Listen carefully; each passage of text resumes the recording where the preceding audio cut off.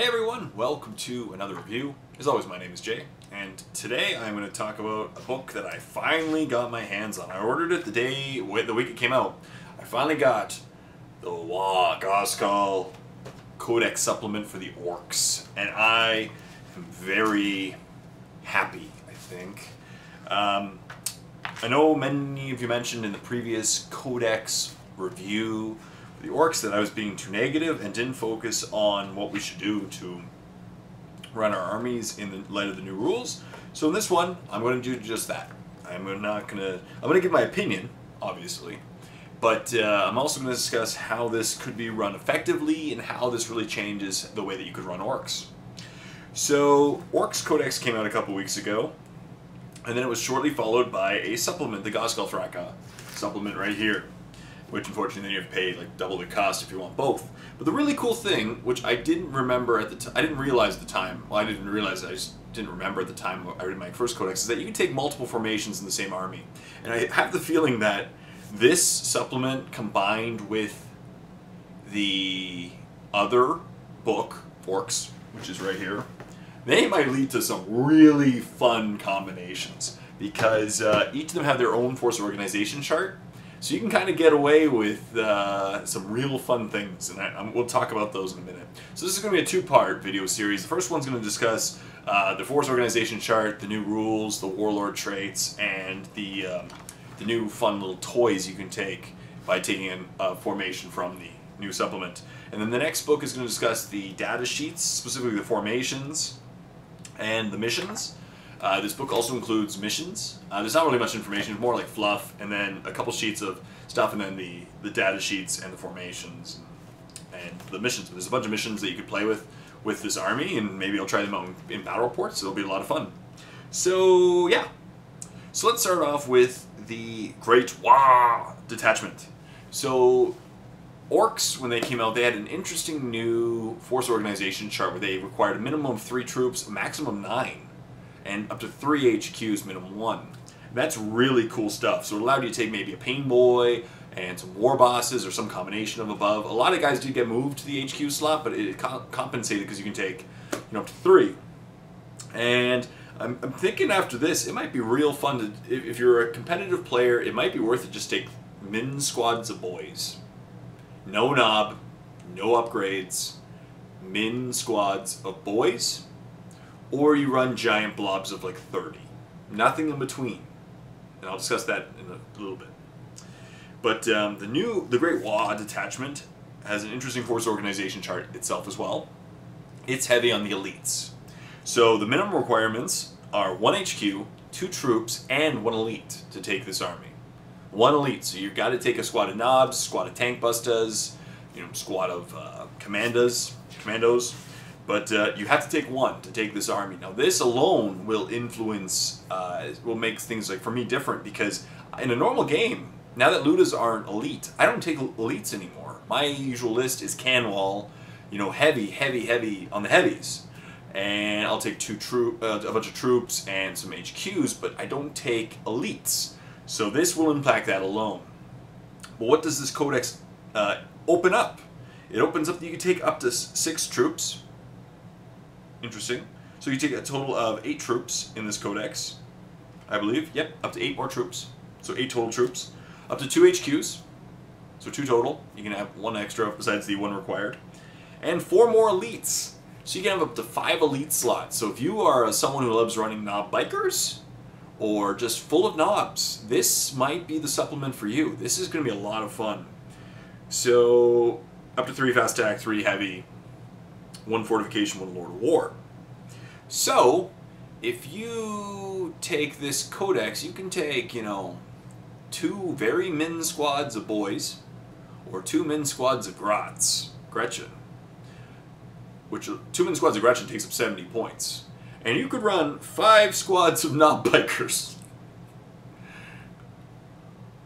Wow. That blows my brain just thinking about it. And then, Ludas for support in the heavy slot. That would be a really competitive list. Now, you only get to take 2 HQs. But you could, so if you're taking knob bikers, I'd recommend 2 war bosses on bikes.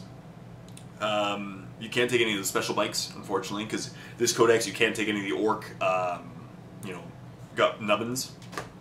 But that would be really interesting. What else? Yeah, that would be very cool. You know, 5 elites. I think this will definitely favor if you run knobs. Knobs are going to be the thing. With this codex, knobs, primarily. Because the elite section, unfortunately, is kind of the...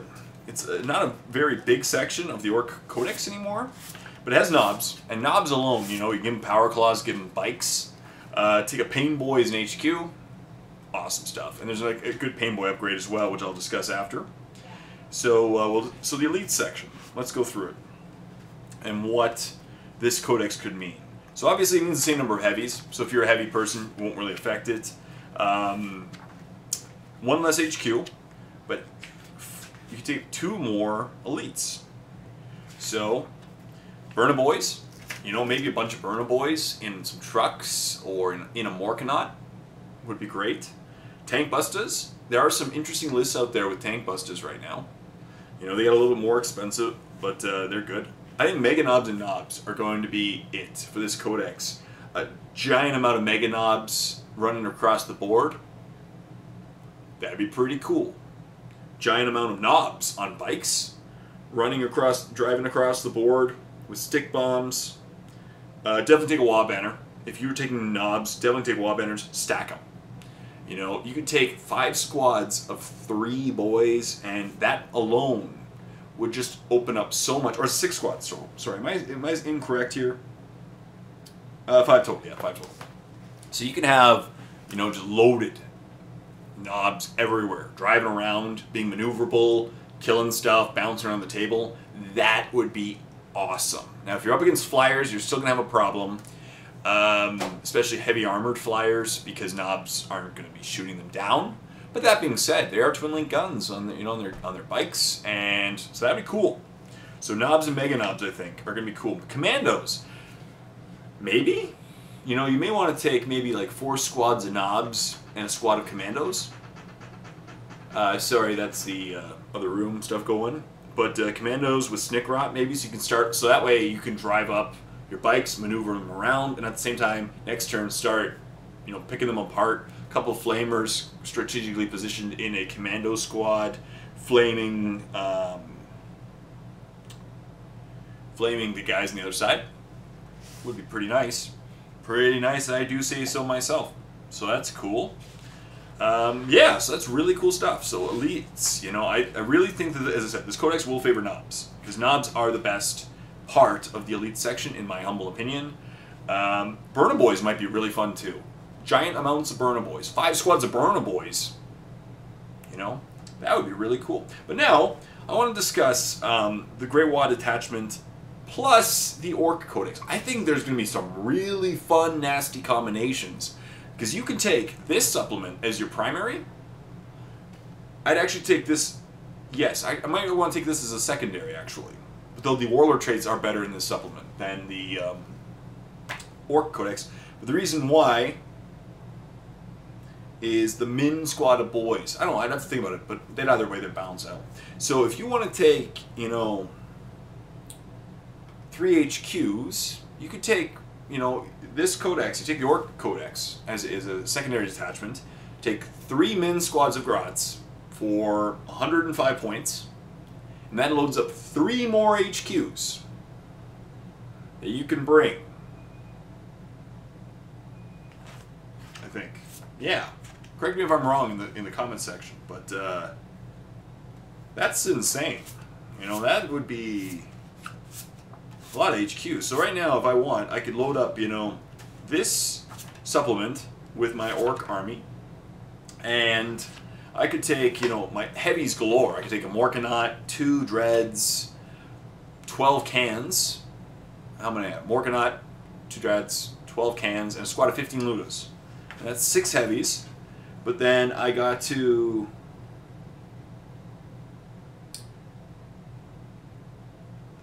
then I can take 3 Min squads of Grots. I can take 5 Min squads of Grots. 175 points? 175 points. You get 5 Min squads of Grots. huge amount of heavies, 5 big mechs. Or pain boy. I wouldn't take pain boys in this particular circumstance because there's nothing really get feel no pain to Grots. They're gonna get not gonna feel no pain anyway. But that'd be pretty nasty. Kind of fun. Cool stuff. Or if you love Knob Bikers, again, you giant amounts of Knob Bikers. I think if you take Knob Bikers alone, you'll probably be okay with the supplement by itself because you really don't need to work with the other one unless you want to take, you know, you take this supplement.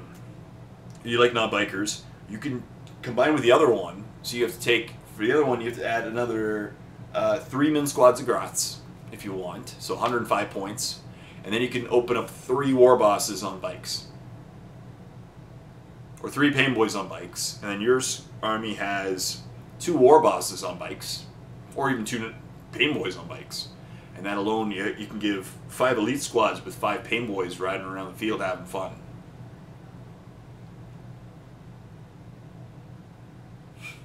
That's pretty cool stuff. Pretty cool stuff if I do say so myself. That is really cool. Now, the only thing about this, as I said, the army, we're going to have to discuss this in a second, but there are also command benefits. So, all units in this detachment except for fortifications must have the Orc faction. The command benefits are called Biggest and the Best, and the Boss is Watching, which we'll be going over in a second.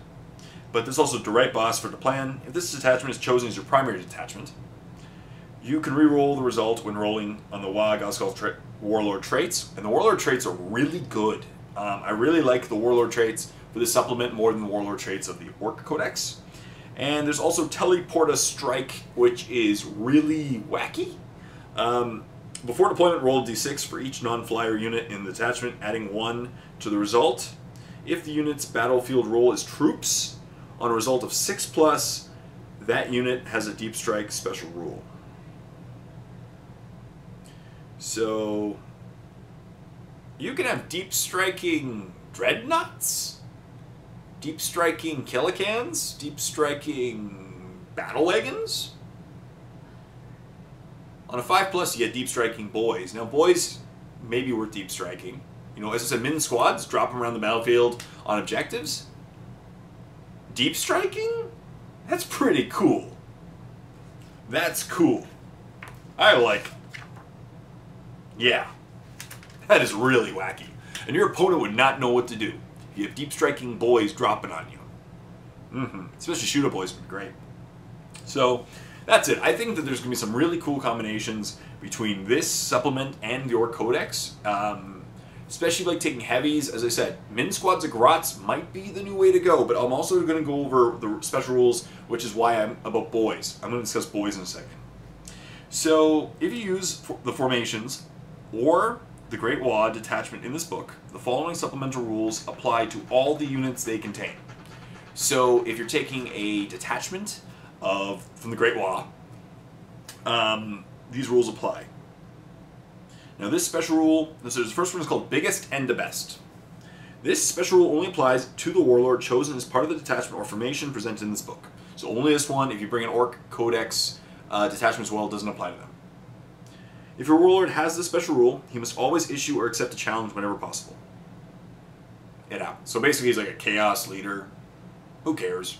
You know, usually if you're... It's going to be unfortunate. Your opponent may take advantage of it. But big whoop. It'll be fun. You know, most certainly knows Zichi. If you have a war boss who's if your Warlord is a war boss with a power claw, he's going to be challenging anyway. He'll want to accept that challenge. And it's all good. If a Warlord with a special rule kills an enemy character in a challenge, he can roll all failed to wound rolls for the rest of the game.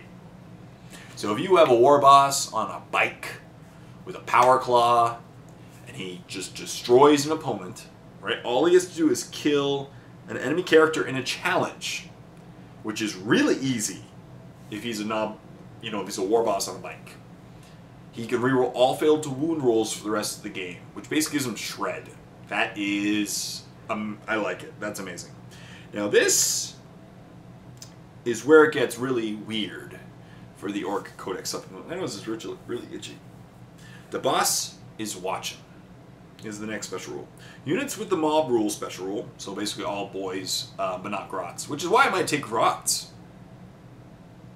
Yeah. That include at least one model from this detachment or formation gain a +2 modifier to any rolls on the mob rule table. However, should any of these units suffer hits from the breaking, heads, or squabble results, which they will, it's guaranteed now, because if you roll a 1, it moves up to a 3.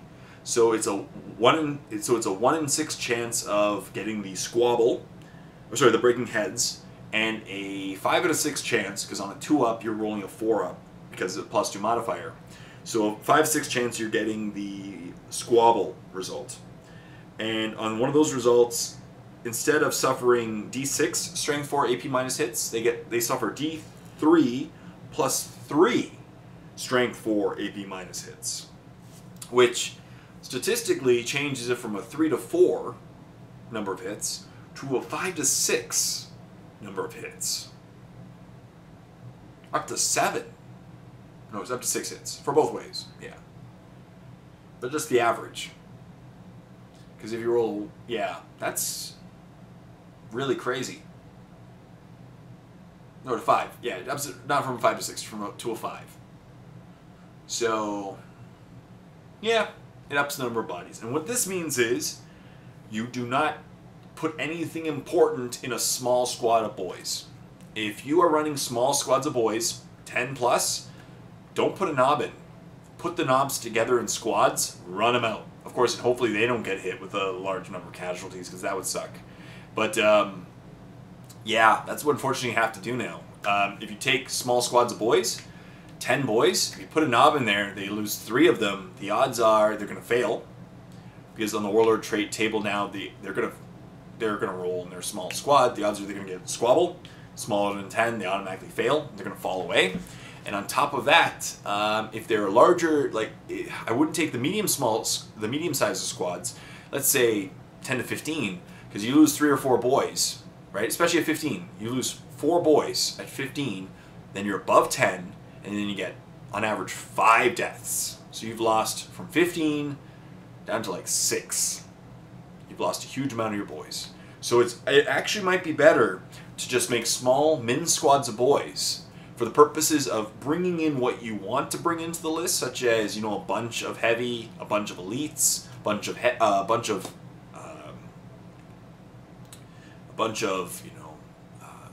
HQs, and take min squads with no upgrades. Because if you lose the squad, you only lose 60 points. That's not a lot. Once you start putting a knob in there with a power claw, the boss pole won't really be worth much anymore now, because it's still a 5/6 chance that you're going to get squabble, so the boss pole won't mean anything anymore. If you're taking these guys, don't take a boss pole. Boss pole is useless. So knob with the power claw runs a lot of points, 35 extra points per squad, and you're going to lose it once they start running away. So I'd actually recommend, if you're taking small squads of boys, no knob, just squads of boys. Get them where they need to go, use them to fill out the slots, and thus the, you know, the other option, grots. Min squads of grots, or even giant squads of grots. They don't have the mob rule, I'm pretty sure. Before I say that, maybe I should double check. I'm pretty sure grots don't have mob rule, because that wouldn't make much sense fluff-wise. Let's see grots. Gretchen. No mob rule. So, there we go. No mob rule, you'll never have to worry. They might fail and run off, but they're not going to lose extra boys. So if you take giant squads of Gretchen, that could work. So that's what I'm saying. So this codex, I really feel like if you're taking knob bikers, min squads of boys, you're going to lose them. You know, stick them on an objective, back somewhere protected. Don't invest a lot, or don't invest, you either go min, or you go everything. Nothing in between. If you get a knob with a power claw in there, and no boss pulls. No boss pulls. So knob with a power claw and maybe 3 rockets in there, take a squad of 30. You really want that squad to be protected. They have to lose 7, or sorry, if you run a squad of 38 boys, and then after that they're going to lose probably 5 more, but that gives them a whole another round of shooting after that before the next mob rule will come into play. So that gives them a couple turns to get where they need to go and kill some stuff, so that's not bad. So yeah, I think that's pretty much some constructive feedback on that. So maybe we'll see a lot of Gretchen pop up. I gotta get some more Gretchen, because that'll be fun. I just picked up the Stormclaw set, so that's at least one squad aggression. Next we're going to the Warlord Traits. Now I really like these Warlord Traits. And as I mentioned, if you run a custom, if all units in this detachment, must be from Orcs, sorry. But if this detachment is chosen as your primary detachment, you can reroll the Warlord trait. That's great. So Warlord traits, number 1, Super Shootist. Your Warlord has a ballistic skill of 3. Now that really, I don't think that's going to be that important. Rarely does the Warlord have, unless your Warlord is a Big Mech with a custom force field, not a custom force, a shock attack gun, then maybe the ballistic skill of 3 will help. That'll be good. Waaagh Mongerer, number 2. If the Warlord and any unit with the Orcs faction he joins, anyone he joins, has the Crusader special rule. That's pretty sweet. That will help. Mad Boy, the Warlord has the Rage special rule. Cool. So +2 attacks when he charges in as opposed to 1. Not bad at all. That's great. Again, especially if your Warlord is the one who's always accepting the challenges, right? He's going to be accepting the challenges. He might as well get those extra attacks the turn he jumps in and just punch him in. You know? Number 4, Cunning Plan. The Warlord, and any unit with the Orcs faction he joins, has the Outflank special rule. I like that one. If you're running this detachment and you want not bikers who can outflank with a Warboss. Warboss with a claw on a bike with knobs outflanking. That would be insane. And just pray you get the side that your opponent's on and happiness will be yours. That'll be awesome. You know, that will really force your opponent to the center of the table. 5, call in a favor. Nominate 1 weapon carried by your Warlord. That weapon has the Mastercrafted special rule. I'd probably pick his close combat weapon. Note, however, this cannot be applied to any Orkimedes custom gubbins. That'd be amazing. I'll discuss why it's not allowed. And Deadard, your Warlord has the Feel No Pain special rule. He has Feel No Pain. Now, I don't know if he gives it to the squad. Got my book around here? No. But, yeah, he has Feel No Pain. So, Warboss running around the battlefield with Feel No Pain. That's awesome. And if you take a Warboss from this book alone, it gives you 1 in 3 chance, 2 rolls of 6, potentially, to get that Feel No Pain. That's awesome. And now we're going to discuss the Orkimedes custom gubbins. Now, I really like these too. I really like these custom gubbins. The first one is the Choppa of the Ragnarok. It's 20 points, and it's Strength +2, AP 5, melee, Grand Destiny, and 2-handed. Now let's discuss Grand Destiny. This is why I really like this. At the end of any assault phase in which the bearer of the Choppa of the Ragnarok inflicted 1 or more casualties, the weapon's strength modifier is increased by 1 and the AP value is lowered by 1. So it starts at Strength +2, AP 5. If it kills something, Strength +3, AP 4. After that, Strength +4, AP 3. And it just keeps going and going and going. So if you throw your Warboss with this Choppa into a squad of, like, I don't know, something like a squad of Space Marines, he'll probably rock them pretty hard. And eventually can get up to Strength +6, AP 1. That's its limits. You have like a Strength 11, I guess it can go to 11 plus modifiers? That's a good question. I guess you're probably limited to 10. Leave a comment in the comment section down below if you can only max out at 10, if you're like it's on a Warboss. But still, Strength 10 AP 1, that's even better than AP 2. So it'll definitely rock any vehicle it attacks. Cool stuff, 20 points. That's cheaper than a Power Claw. You know, that's pretty cool stuff. You have to kill some stuff to get it really good, but still, it starts off at Strength, if you put it on a Warboss, Strength 7. You know, not bad at all. Next is the Big Boss Pole. The Big Boss Pole, any unit with the Orcs faction joined by the bearer of the Big Boss Pole has the Fearless special rule. This is going to be on your squad. Like if you take a squad of knobs, that's really important, and you want to attach your Warboss to it, Put the big boss pole in that squad and they are fearless. Nothing the opponent does will hurt them to force a leadership check, and they'll keep them alive. This, to me, the big boss pole is going to be in every list that has an important squad in it. So a squad, one big chunk of non-bikers, if you're running 5, but you really want to keep one important one alive, maybe that's where the majority of the weapons are concentrated, put the big boss pole in them. Your opponent will regret the day they ever face them. Next is the Super Cyborg. The Super Cyborg confers a Feel No Pain 5+, Eternal Warrior, and Relentless.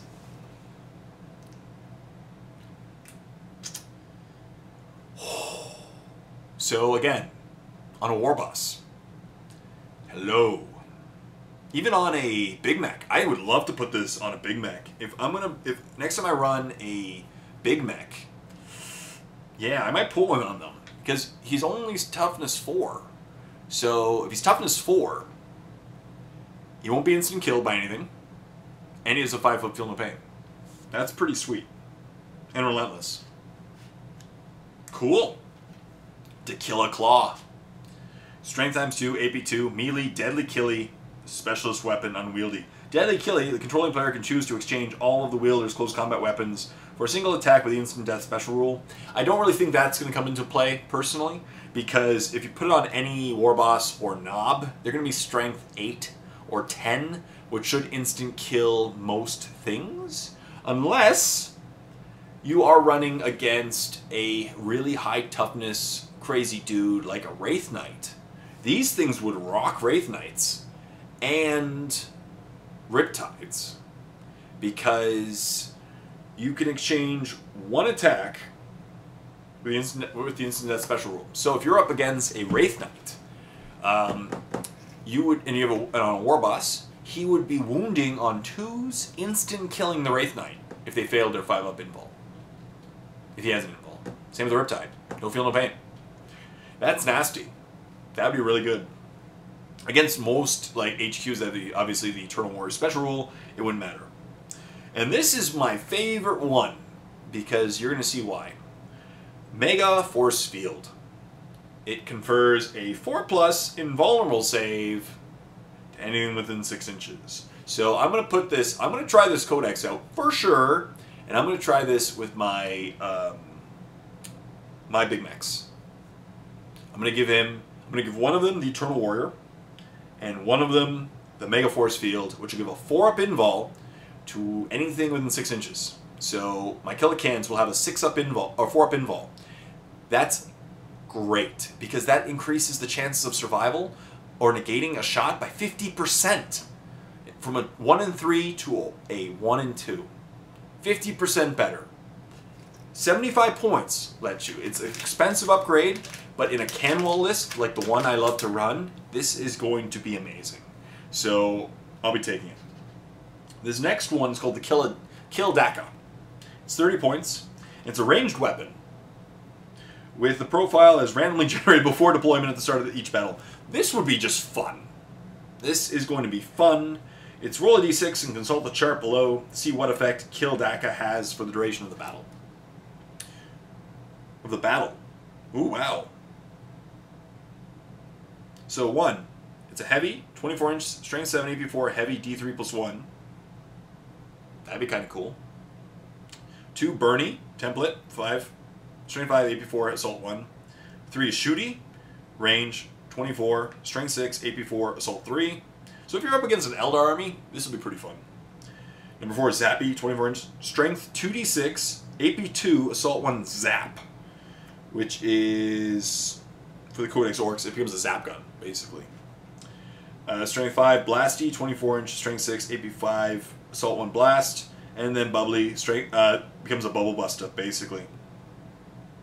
A Bubble Chukka. So that's kind of a fun thing. So that's it.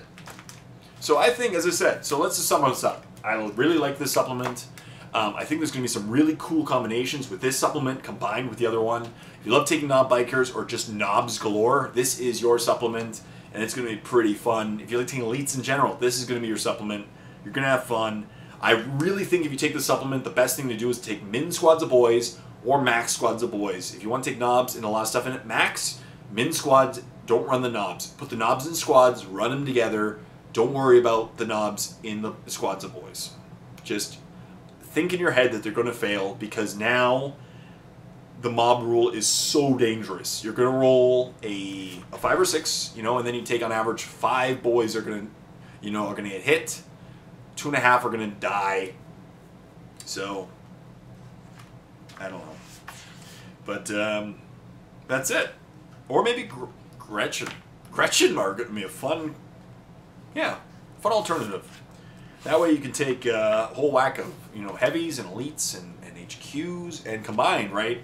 You take, let's say you take these 2 codices, put them together, take 5 squads of Gretchen, so 175 points of Gretchen, and you could take 5 HQs, 8 elites, 6 heavies, 6 fasts. Cool stuff. So I really hope you enjoyed this review, part 1. Next time I'm going to talk about the formations and the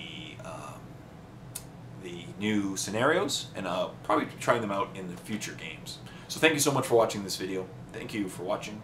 Check out more of my videos, and please like the video. Comment in the comment section down below if you thought of anything else, you know, that I thought about. I think I tried to remain a lot more positive in this one. And subscribe to my channel if you haven't done so. It really does help a lot. Until next time, this is Jay saying, happy painting, everyone.